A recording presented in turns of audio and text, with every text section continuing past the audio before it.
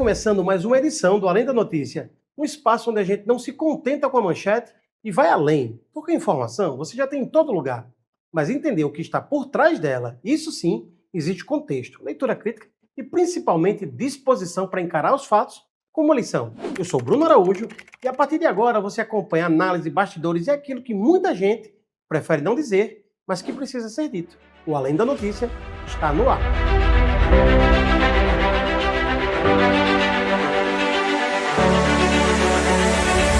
A engorda da Praia de Ponta Negra voltou ao centro do debate público e expôs um velho problema da gestão brasileira: a dificuldade de transformar uma obra bilionária em um processo transparente e compreensível para a população.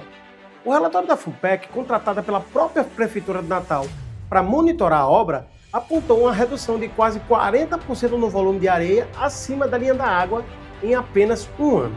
Em qualquer obra pública, um dado desse tamanho naturalmente acende um alerta, mas a reação da Prefeitura foi imediata. A Secretaria de Infraestrutura afirmou que não houve perda efetiva dessa areia e que 94% do material utilizado na engorda continua presente na área costeira.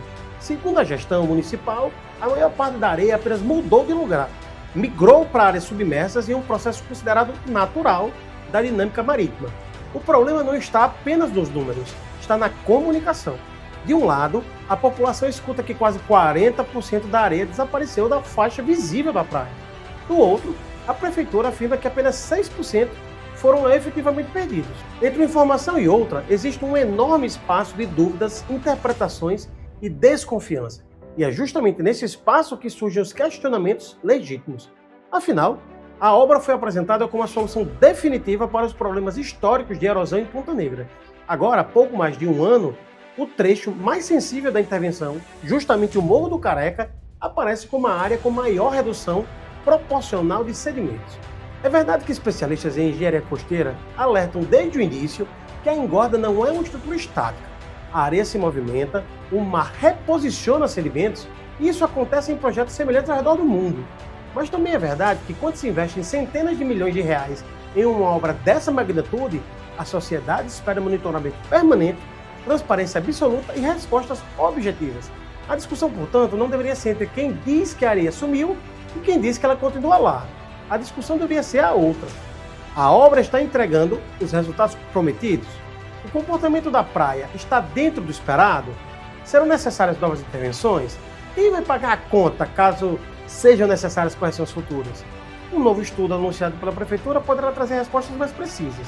Mas até lá, o episódio serve como um lembrete importante. Obras públicas não terminam na inauguração, principalmente quando a obra depende da força da natureza para continuar existindo. E desse caso, mais do que defender narrativas, cabe ao poder público apresentar dados claros, completos e acessíveis. Porque a confiança da população não se sustenta na areia, se sustenta na transparência. O Ministério Público do Rio Grande do Norte acendeu um alerta importante após a suposta participação de parlamentares em ações policiais. E esse alerta vai muito além dos casos específicos envolvendo vereadores de Natal e de Mossoró. O que está em jogo é um princípio fundamental da democracia: a neutralidade das instituições de segurança pública. A investigação aberta pelo MP busca saber se as corporações policiais estão adotando medidas suficientes para impedir que suas operações sejam associadas à promoção política de agentes públicos em pleno ano eleitoral. E convenhamos, esse é um debate necessário. Vivemos numa época em que as redes sociais transformaram praticamente tudo em conteúdo. Prisões viram vídeos, operações viram postagens, ações institucionais viram material de engajamento. E a linha que separa a prestação de contas ao eleitor da promoção pessoal muitas vezes fica perigosamente tênue. No caso do Natal, o vereador aparece acompanhando uma ocorrência relacionada a maus tratos contra animais, uma das principais bandeiras de atuação política sua. Em Mossoró, outro divulga imagens ligadas a uma operação policial contra suspeitos de envolvimento com o crime organizado. Ambos negam intenção eleitoral e afirmam que estão exercendo atividades legítimas vinculadas aos seus mandatos. Mas a questão central não é exatamente essa. O Ministério Público não está investigando os vereadores, está investigando as instituições policiais. Quer saber se protocolos claros vão impedir que a imagem do Estado seja utilizada, ainda que involuntariamente, como ferramenta de construção política. Porque quando um político aparece ao lado de uma viatura, de policiais armados ou de uma operação em andamento, a mensagem transmitida para parte da população pode ser a de que aquele agente político possui uma autoridade ou uma influência diferenciada sobre as forças de segurança. E isso é, no mínimo, problemático. A polícia não pertence a governos, não pertence a partidos, não pertence a candidatos.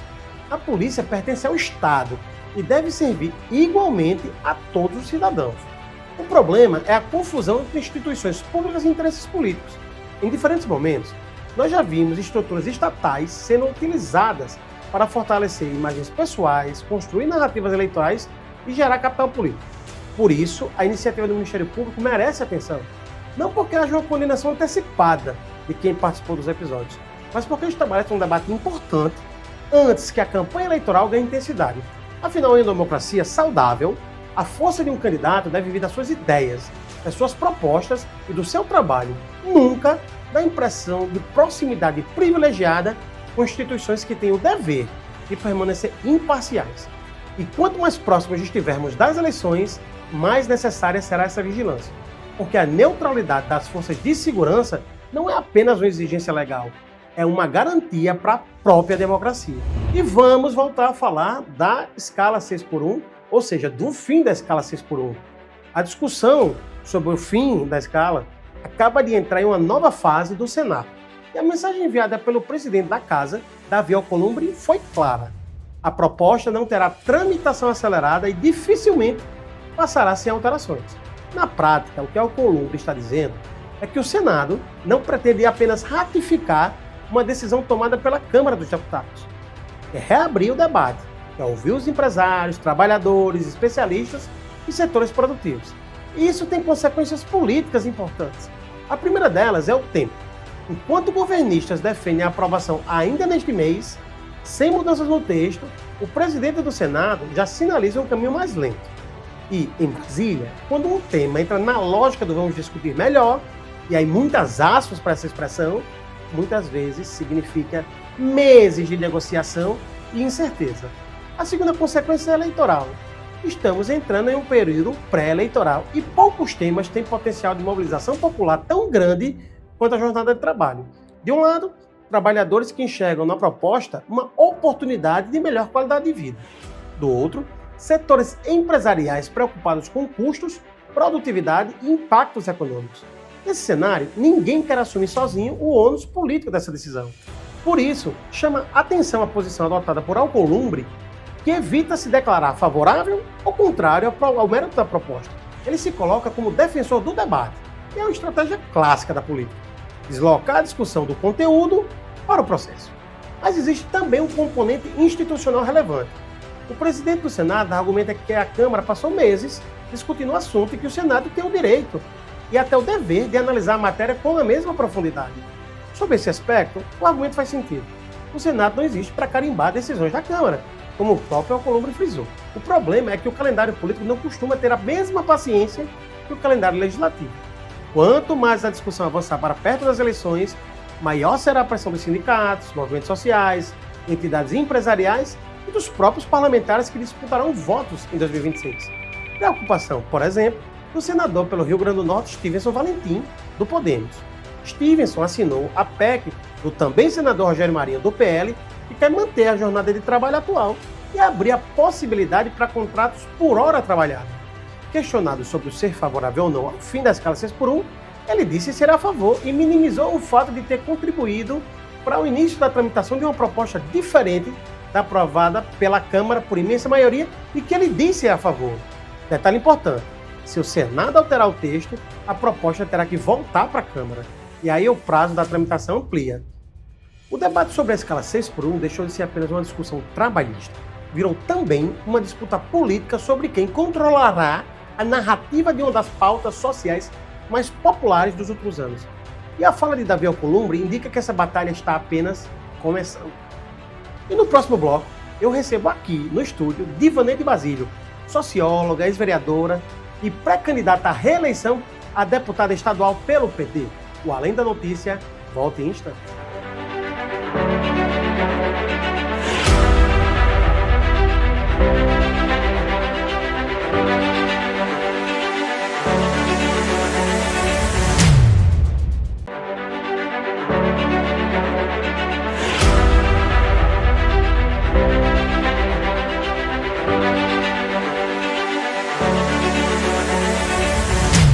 Olá, estamos de volta com o programa Além da Notícia e recebo aqui, com toda satisfação, a deputada estadual, filiada ao PT, pré-candidata à reeleição, socióloga, militante, feminista, Dioneide Basílio. É um prazer tê-la aqui.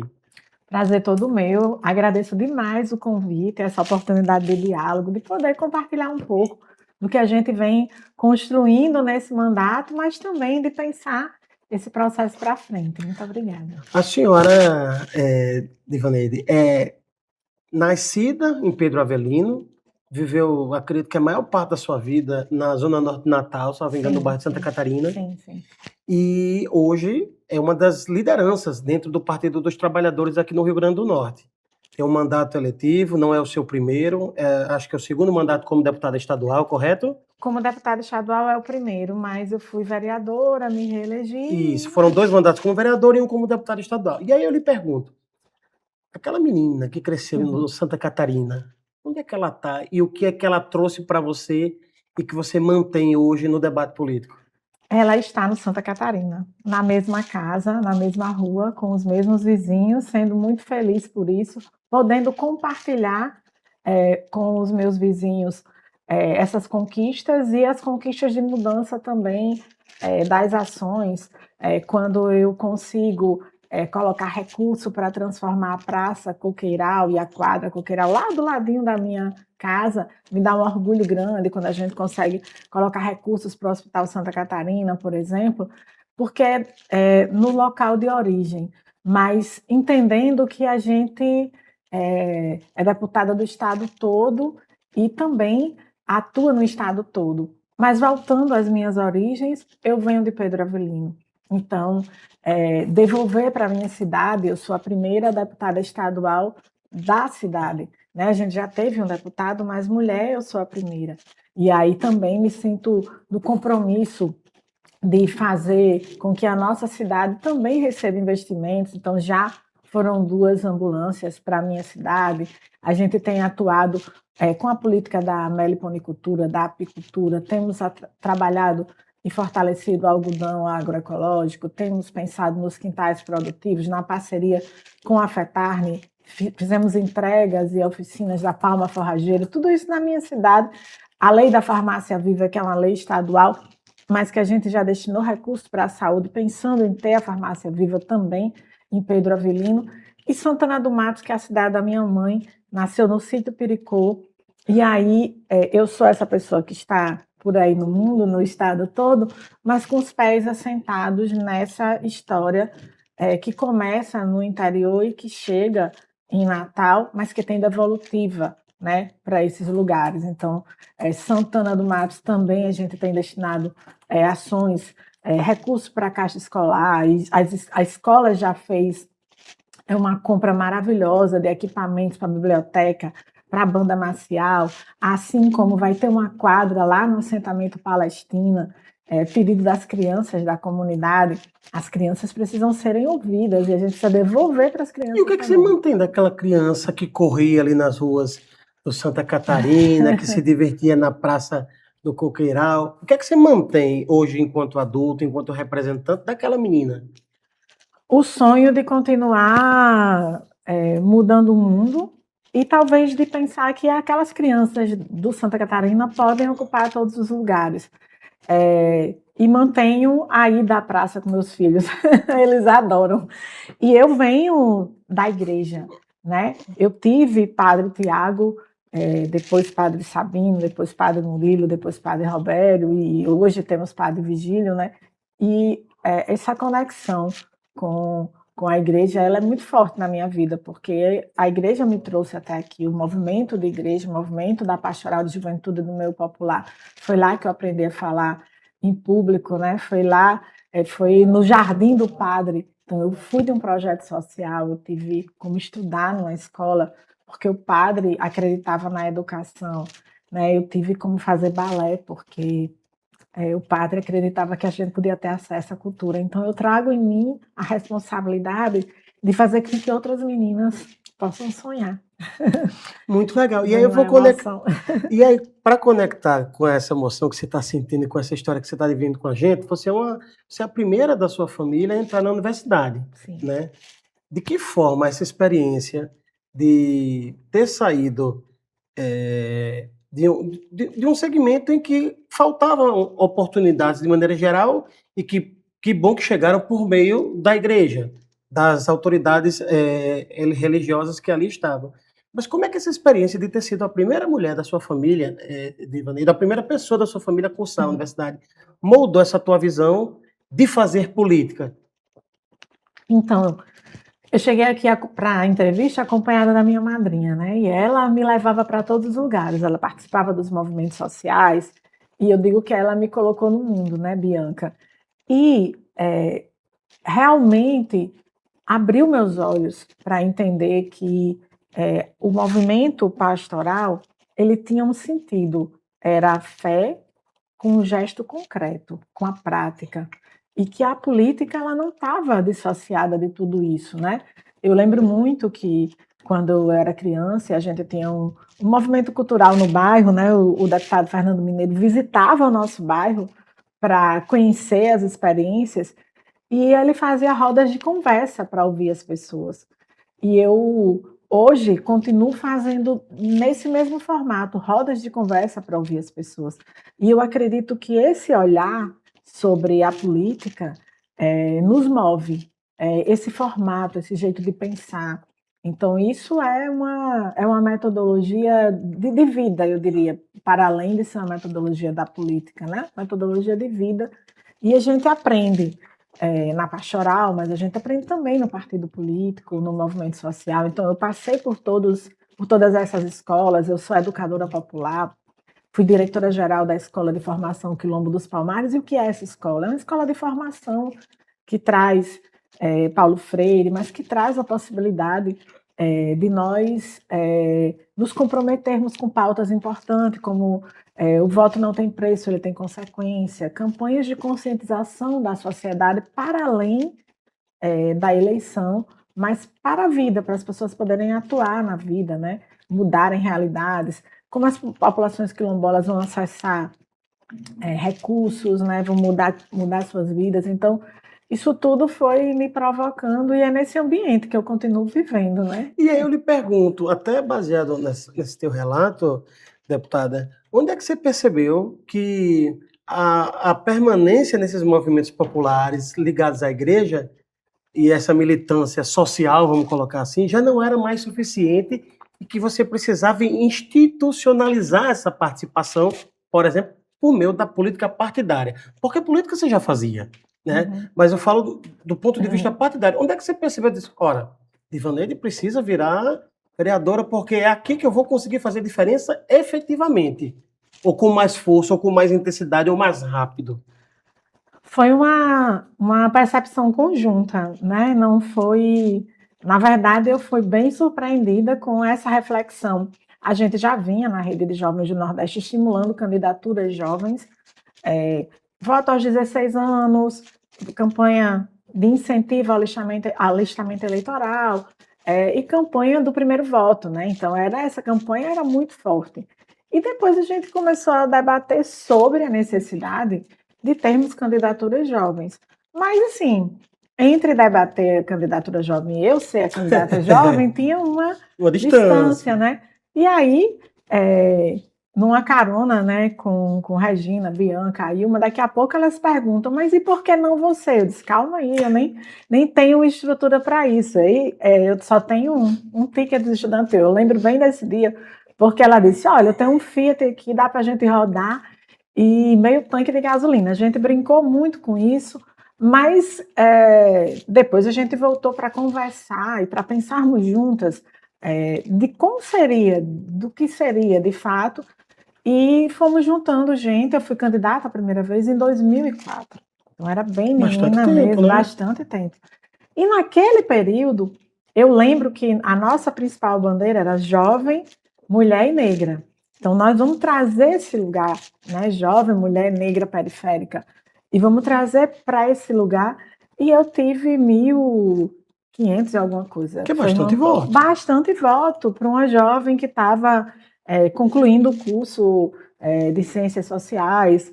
E aí, bom, e eu fui fazer outras coisas da vida, porque definitivamente não era assim, não foi uma uma coisa de que eu preciso ocupar esse espaço institucional a todo custo, mas era consequência de estar nos movimentos sociais e a conjuntura nos levou a isso. Eu fui ser professora, fui fazer mestrado, fui fazer doutorado, tive uma experiência em Brasília, me tornei secretária estadual de juventude, e aí todo mundo dizia, a gente precisa retomar e pensar aqui. Quase 10, um pouco mais de 10 anos de intervalo, né? Foi. Aí em 2016 eu fui candidata novamente, mas decidindo assim, a gente pensava, nesse período, Raoni, que já tinha sido candidato, Vilma Aparecida, né, que já tinha sido candidata antes de mim, do nosso grupo, e aí o grupo, olha, acho que você poderia voltar, podia ser você novamente, então era uma perspectiva mesmo de coletivo. E aí eu disse, vamos lá, vamos pensar junto aqui, fomos. E aí eu fiquei primeira suplente. E tudo bem, foi uma campanha linda, a gente trouxe muitas outras pautas, já nessa campanha a gente trazia as pautas anteriores, mas a gente ampliou. Eu já vinha de outra experiência de políticas públicas para a juventude, fui chefe de gabinete na Secretaria Nacional, então a gente atuou muito nos programas centrais como PRONAF, como ProJovem Urbano, fizemos a transição para o MEC, muitas pautas que a gente pôde se aprofundar. E aí, na eleição de 2018, Natália, que havia sido candidata no mesmo período que eu, a vereadora se tornou vereadora, Lucena também, e eu fiquei a primeira suplente, né? E eu entrei, me tornei vereadora, fizemos um mandato de 2 anos, e depois eu voltei como sendo a mais votada, e foi o resultado dessa ação coletiva, né? Então, foi o coletivo que me trouxe até aqui, foi esse coletivo que fez esse mandato junto, e assim, não teve um momento de Vaneide se percebendo como uma parlamentar, entende? Mas foi uma coisa orgânica. Construção, isso. E isso dá mais responsabilidade ainda, né? Porque a gente sabe que tem muitas digitais, o meu nome, o meu rosto aparece, mas são muitas Biancas, muitas Reginas, muitas Marias, muitas Cíntias, muitas Luanas, muitas Márcias, né? Então a vida nos trouxe até aqui. Eu tenho gratidão por ser representante de tudo isso, mas o compromisso de fazer sempre o melhor, dar certo, ouvir mais, conversar mais, propor mais. Então, por que, Divaneide, você foi a pessoa que mais propôs projetos de lei? Por que foi a pessoa que mais fez requerimentos? Né? No ano passado foi esse o resultado, esse ano a gente já apresentou bastante, porque eu acho que ouvir faz isso, traz para a gente. E aí você falou em compromisso. Ao mesmo tempo, o compromisso ele gera responsabilidade. E quando assumiu em 2019, você assumiu sendo a primeira mulher negra a ocupar uma função como essa na Câmara Municipal de Natal, uma capital. Sim. Não só uma responsabilidade, mas uma porta aberta que, em geral, se espera que não se feche. Uhum. A responsabilidade, Divaneide, em representar tantas mulheres e meninas que podem vir no futuro olhar, ela abriu a porta. Isso. Essa é uma responsabilidade mesmo. E agora, na Assembleia também, eu sou a única autodeclarada negra também da história inteira. Então, você para pensar que a pauta da identidade racial não é menor, né? A pauta do enfrentamento ao racismo não é menor. Então, como eu vou fazer para que isso chegue nas pessoas? Projeto de lei que vira lei, Semana da África na escola, possibilita que a gente chegue na escola, fale da nossa ancestralidade, fale de quem veio antes e estimule meninas negras das periferias, das comunidades, a sonharem em ocupar todos os lugares, até ser deputada, até ser engenheira, até ser médica, até ser jornalista, né? E é isso que nos move, sabe? Por que é tão difícil, Divaneide, essas portas serem abertas para essas pessoas? Porque o racismo estrutural é muito forte ainda no país. Veja, ser deputada não anula os preconceitos que eu sofro todos os dias. Então, assim, é ocupar e permanecer no espaço, e permanecer sendo respeitada, com saúde mental em dia, porque quantas vezes eu sou convidada a me retirar daquela primeira fila porque ela está reservada para as autoridades. Então, a pessoa sequer olha para mim, mas ela olha para os meus cachos, ela olha para a minha cor de pele e ela imagina que eu não posso ser a deputada ou a parlamentar ou alguém que esteja no lugar das autoridades. Então, isso vai afetando muito. Esse é um exemplo de que ocupou o lugar, mas ainda assim o racismo é tão perverso que não te reconhece nele. E aí você imagina as meninas que estão lá na comunidade, que muitas vezes não têm o dinheiro da passagem para ir estudar, que a família tem que se desdobrar. Porque eu fui essa menina, né? Que tinha que trabalhar de dia para estudar de noite, que tinha que ajudar em casa, porque a nossa situação não era fácil. Então, eu sei o peso da escala 6x1 nas minhas costas para dar conta da minha vida, para estudar.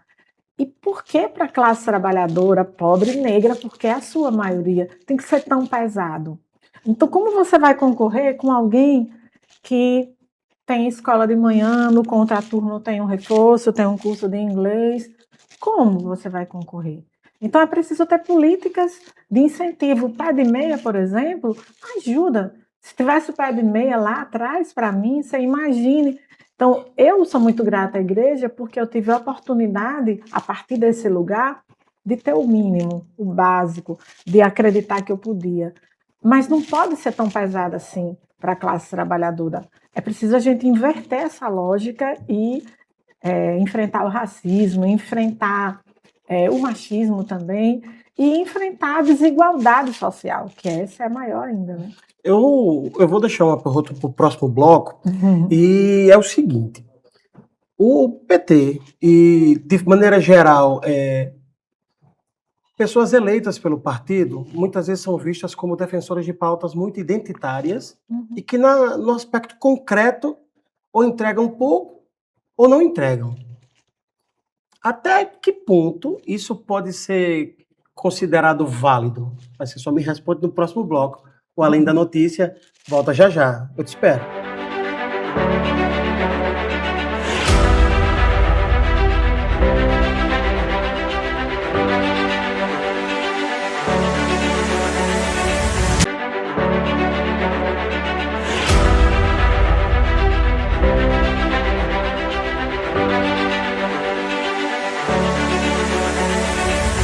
Estamos de volta com o programa Além da Notícia. Estamos conversando aqui com a deputada estadual, socióloga, militante de diversas causas dos direitos humanos, a deputada Divineide Basílio. E no bloco anterior eu perguntei sobre o fato de muitas vezes representantes da esquerda, representantes eleitos, serem vistos como defensores de pautas muito identitárias e que não chegam efetivamente de fato à sociedade.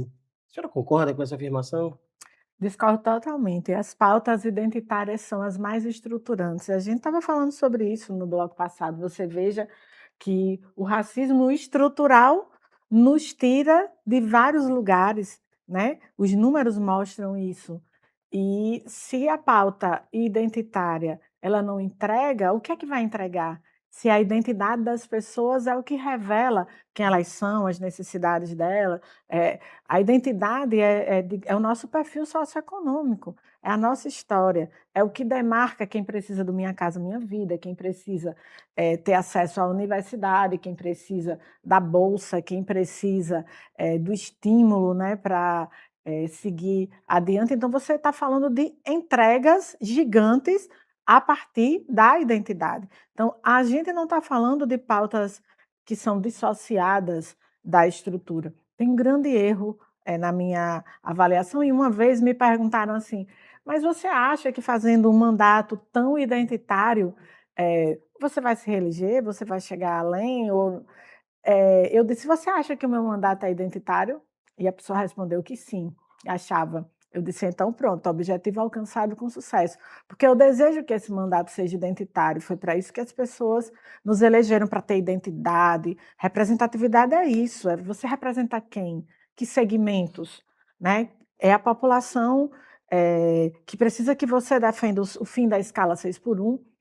Isso é a identidade de um povo mexendo na estrutura, né. A Semana da África na escola é a identidade mexendo na estrutura. Eu vou romper com o racismo estrutural pela base, formando novas pessoas, no âmbito da educação para pensar fora do quadrado, para entender, quem somos, mas principalmente onde vamos chegar. As cotas raciais, por exemplo, elas são exemplos de que elas não jogaram a educação superior para baixo, as cotas raciais nos elevaram, porque todo mundo que entrou por cota mostra, que aquela é a grande oportunidade da sua vida. Então a maioria, e os dados também apontam isso, eh, pegam aquela oportunidade como uma grande experiência da sua vida e, portanto, estudam mais, se colocam mais, porque a chance de poder estudar e poder ir além. Então, eu acho que a identidade ela faz muitas entregas. Pensar como a população LGBTQIA+, quando eu apresentei o projeto Dignidade Tem Nome e coloquei recursos para isso, né, então você apresenta o projeto de lei, você apresenta a lei e você coloca recursos para isso. Você está trazendo para essa pessoa que nunca pode ser chamada pelo seu nome verdadeiro, porque o nome morto é o nome morto. Se a pessoa, trouxe sua identidade, para a vida, ela precisa ser reconhecida por isso, ser tratada com o O nome nome morto, só para o nosso telespectador entender, é aquele nome antes da antes da transição. transição, exatamente. Então é um exemplo de que é uma que de uma entrega que muda a vida da pessoa.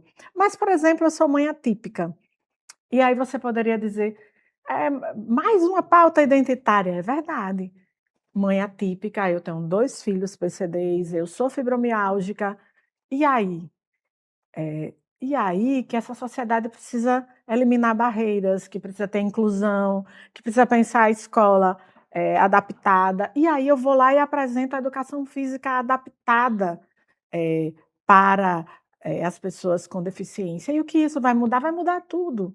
É gradual, claro. É tudo de uma vez? Não, mas vai mudar tudo, vai mexer com a estrutura.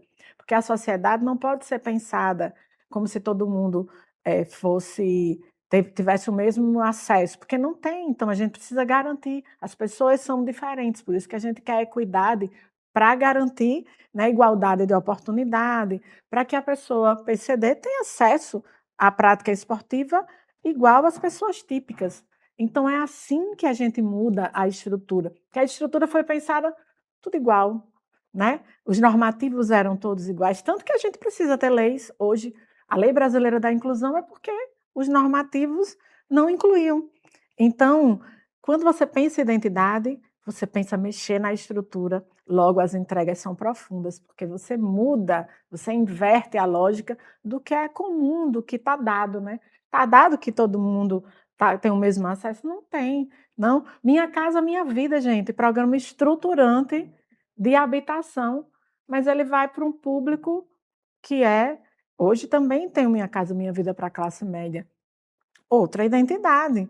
Então a gente precisa desvendar esse lugar, né. O que é o identitarismo? Não nos porque foi debatido o identitarismo no sentido de desqualificar as identidades, Sim. mas as identidades, elas dão conta da diversidade, portanto, elas dão conta de aprofundar, o leque de políticas específicas. É curioso porque, talvez até a forma como muitas vezes se apropriam de determinadas palavras para dar um sentido, Uhum, eh, diverso do que muitas vezes elas significam. Eu vi uma isso. declaração recente do Ivan Valente, ele dizendo que era radical, porque se fala muito que as pessoas de esquerda, elas em geral, elas são radicais, ou então as Sim. pessoas de direita ou de extrema direita, mas ele diz que é radical porque ele busca atacar os problemas na raiz, que é Uhum. meio que a origem da palavra radical, Isso. né. Então, às vezes se dá o sentido no sentido de na objetivo de se desqualificar, mas que na verdade a palavra é exatamente aquela. Exatamente. Outro dia eu estava numa entrevista e me perguntaram isso, se eu era radical. E eu respondi: "Sou, porque a fome é radical". a fome é pesada, e se eu quero combater a fome, eu tenho que ser radical também.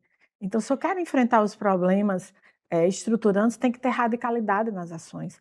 É Porque bem a isso, né. pasmaceira já existe, já está Exatamente, posto. E aí eu né. pergunto o seguinte: nessa questão da discussão da escala 6x1, do fim da escala 6x1, até onde é possível discutir para, de fato, eliminar ela, sem promover, como é colocado muitas vezes, principalmente por quem é contra, prejuízo para o sistema econômico posto, para as empresas, especialmente aquelas menores que têm poucos funcionários, talvez uma menor capacidade de ter outros que possam compensar essa carga. É factível a aplicação de uma escala diferente da 6x1 nesses setores? Completamente factível. Veja só, se a gente recupera a nossa história, nós somos um país que escravizou pessoas. E essa lógica da escravização, ela foi se dando também na lógica do mercado de trabalho. Então tem uma reprodução desse desenho. E há muito tempo, quando a gente pediu a folga, se anunciava que o país ia quebrar.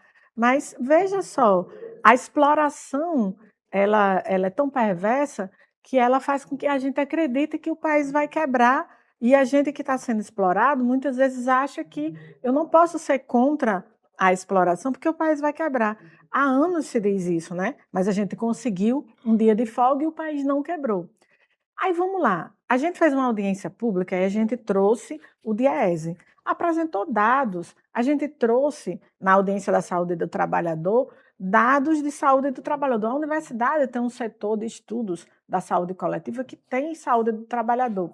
Trabalhador é que trabalha muito, exaustivamente e adoece mais. Não falta esses dados chegarem ao conhecimento público amplo, porque o que a gente vê de maneira majoritária é essa discussão e os argumentos relacionados ao setor produtivo estarem mais expostos e prevalecerem mais do Uhum. que esses outros. Não está faltando essa discussão, esses números, essas propostas, esses estudos chegarem de forma mais firme na sociedade? Por isso que a gente fez audiência pública em parceria com o Sindisuper, com a CUT, com o deputado mineiro, com outros parlamentares também que estiveram no primeiro momento e também nas ruas. Todos nós estamos indo para as ruas para falar com a sociedade.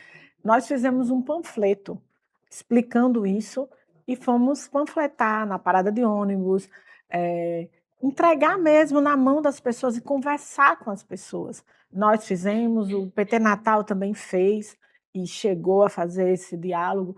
E é esse debate, você tem total razão, é preciso que a gente, publicize muito esses dados para a sociedade entender que o país não vai quebrar e que trabalhador, que é mais cuidado, que tem um dia de descanso, aí vem também um debate sobre o que significa o dia de descanso, porque não cabe num dia a vida? Não cabe, né. Como é que as mulheres, sobretudo, vão poder ter um momento de lazer, se aquele é o único dia que ela tem para lavar roupa, para deixar a comida pronta da E aí entra o semana, machismo estrutural, a o ausência de machismo pais no estrutural, cuidado da divisão desigual. desigual do trabalho, exatamente. E as mulheres querem ter um dia de lazer de verdade, de relaxar.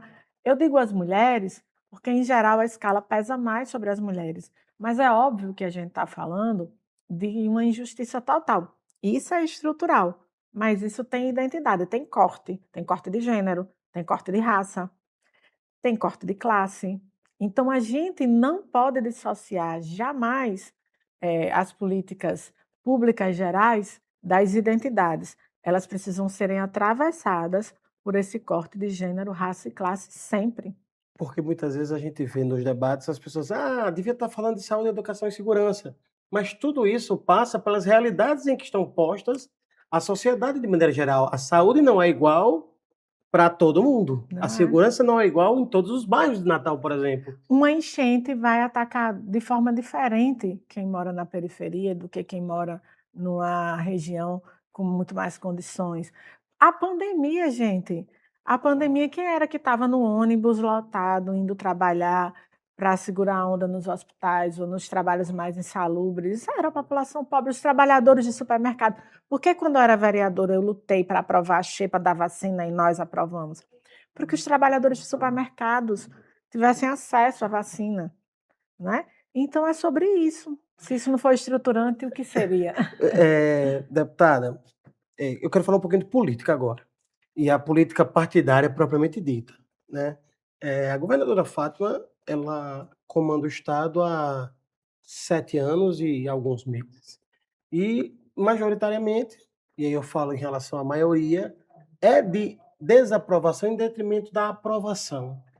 A que a senhora atribui essa dificuldade do governo Fátima, que, alega ter muitas entregas, mas isso não se reverte na percepção da população? Por quê? Mas sabe o machismo que a gente falou anteriormente? A governadora Fátima, pegou 4 folhas atrasadas de um governo de um homem. Ela pegou um governo em que estava em pé de guerra a segurança, ela consegue colocar esse estado em dia, ela consegue deixar o estado sendo o mais seguro, do país e, portanto, aberto à visitação, sem medo de errar, a melhor governadora da história que nós já tivemos, mas é pesada a avaliação sobre qualquer falha que possa existir, se torna muito maior do que, essa cobrança com relação a aos homens, por exemplo, né. É um exemplo que eu estou dando de uma análise recente. Isso eu acho que é uma questão, porque eu vejo na Assembleia como é desconstruída muitas vezes o nome da governadora, mas eu vejo também que assim como nós temos que fazer com todas as pautas, nós temos que fazer também com que as pessoas saibam que essa governadora, que administrou o estado, e por isso uma entrevista como essa nos dá a oportunidade de conversar com mais pessoas, de pegar um estado na pandemia com um governo federal que apostou na morte das pessoas e ela mesmo assim fez o pacto pela vida e lutou para garantir vacina, lutou para fazer as máscaras chegarem, a alimentação chegar a quem mais precisava.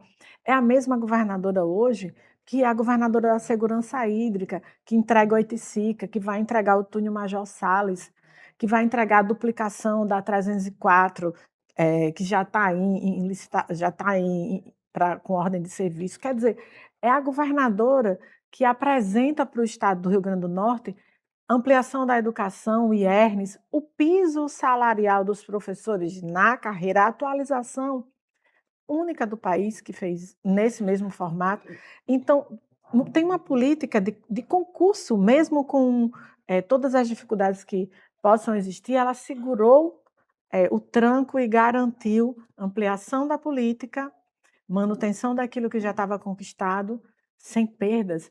Então, assim, há uma injustiça nessa análise que tem a ver com a disputa de narrativa, que tem a ver com a disputa, que tem a ver com o machismo também na sociedade, o preconceito. Deputada, eu entendo a colocação, mas quando a gente fala de maioria, eu entendo o contexto Uhum. geral do machismo, do preconceito, mas não é possível perceber falhas, que possam reiterar ou reforçar essa percepção baseada no preconceito?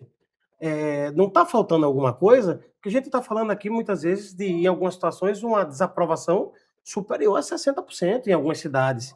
E, em média, a desaprovação é perto de 60%. É uma desaprovação bem alta. Ainda que a gente fale, por exemplo, da polarização Uhum. ideológica, que a gente sabe que a gente vai dividir hoje a sociedade em 3 partes do barato, Uhum. né?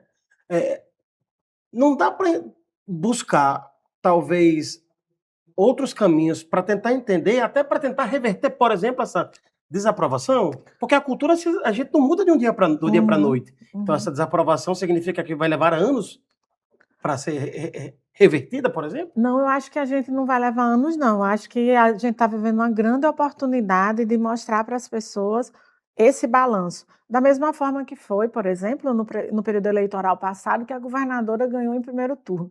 O presidente Edinho esteve, no Rio Grande do Norte e ele falou: "Vamos ser o porta-voz de Lula". E eu disse imediatamente: "Aqui no Rio Grande do Norte, seremos porta-voz de Lula e Fátima", para as pessoas saberem o que ela fez, justamente por essa análise que você traz, porque há uma injustiça no meu modo de ver.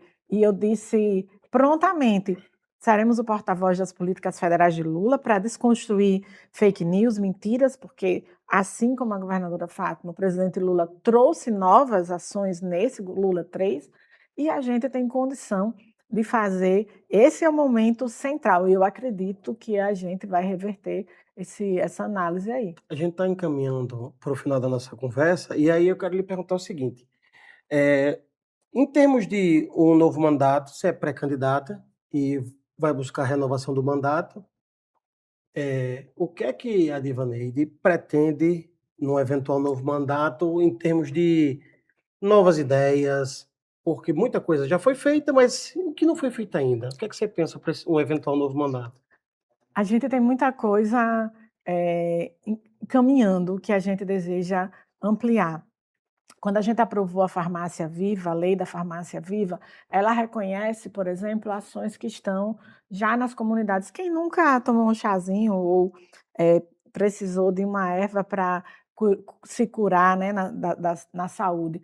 Mas os medicamentos, eles também vêm das ervas. Então, a gente agora está instalando a Frente Parlamentar dos Fitoterápicos. Então, a gente quer se debruçar sobre enfrentar a saúde, inclusive porque são práticas que vão desobstruir, né, o peso da saúde hoje, por exemplo, né, com as pessoas muito adoecidas, enfim. Então, a gente vai ter práticas com muito mais possibilidade de ampliar, além de ter pessoas qualificadas para produzir medicamentos. E o Hospital João Machado já tem um quintal que tem uma horta, mas que tem também mudas certificadas para produzir medicamento, que vai poder voltar para o próprio hospital. Olha que coisa fantástica. Essa é uma ação que a gente pode contribuir. Assim como, estou dando exemplo de leis que a gente aprovou e que elas começam a ganhar fôlego e que a gente pode ampliar muito. Sim. A Rota da Fé.